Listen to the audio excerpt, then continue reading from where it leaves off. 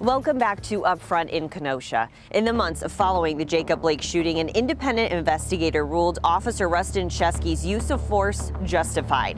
The Kenosha County District Attorney decided not to file charges against Sheskey, who is back at work in the police department. And just last month, federal authorities charged 4 men, some from out of state, with arson and other crimes during the riots. There's also a different police chief. Chief Eric Larson is replacing the former police chief who retired in April. Chief Larson is now making it his mission to be out there in the community and listening to people. He told me he's working with grassroots activists to reduce violence, including launching an interrupters program where trained community members mediate disputes that could turn violent. He's working with Kenosha's mayor on an action roadmap for change. Have any policies or procedures changed in the department in the last year as a direct result of what happened a year ago? Things were changing before it happened in August. We've introduced a bias-free policing program. All of the officers are going through it.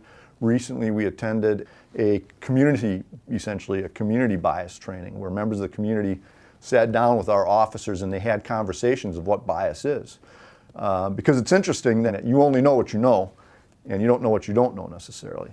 And what our officers learned and our supervisors at that training, what they learned was that the community doesn't always necessarily know what we do or some of the things we do, because a large part of the community never has contact with the police. And the big focus that I guess I've really been pushing of late is community. And so what we're looking at is Community Police Academy. You know, go out there and this is what we do.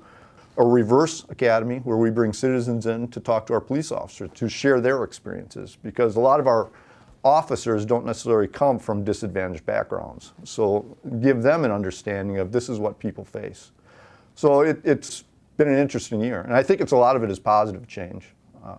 Let's talk about body cameras, because there's no body camera footage of the Jacob Blake shooting, and so many people told us when we've been out here that body cameras would really help improve the relationship with the police department. So I know you're working toward them. What is the latest? When do you plan to have those cameras?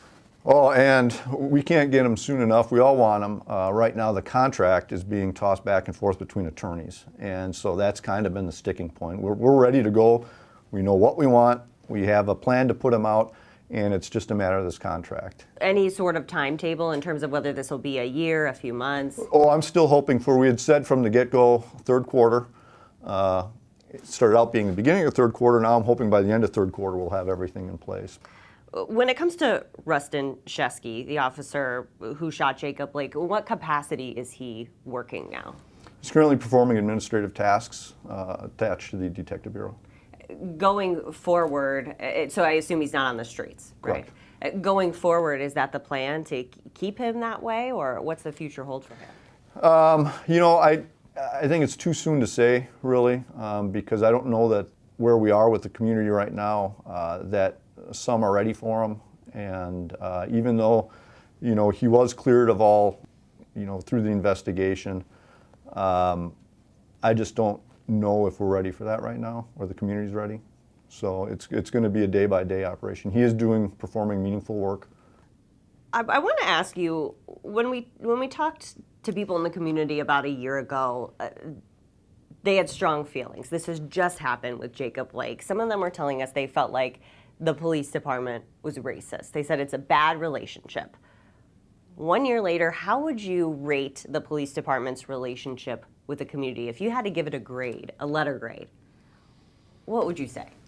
I would give it a B generally. The community is very large. I think there are, if you speak specifically to the disadvantaged community, I would say that I would give it a lower grade.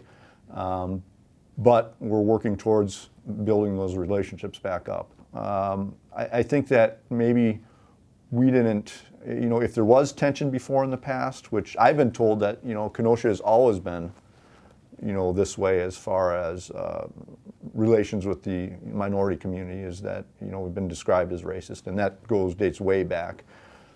So we're going to do what we can do. Coming up, we're going to meet with another group of activists that are, I guess, more protesters than anything else, and sit down and talk to them. They're concerned about how we use certain less lethal weapons, such as pepper balls and stuff. But we're going to have the conversation. You know, we're not going to sit and not talk to people. We're going to meet with people. You think that makes a difference? Well, It may not, but you don't know until you try. I also asked Chief Larson if he shares James Hall's concerns about the upcoming Kyle Rittenhouse trial. He says this is where those relationships with the community activists really comes in, and he has every faith that they'll do the right thing during the trial. Coming up, Kenosha's hard-hit Uptown neighborhood still boarded up 1 year later. Next, the plan to rebuild and why some are frustrated by the pace.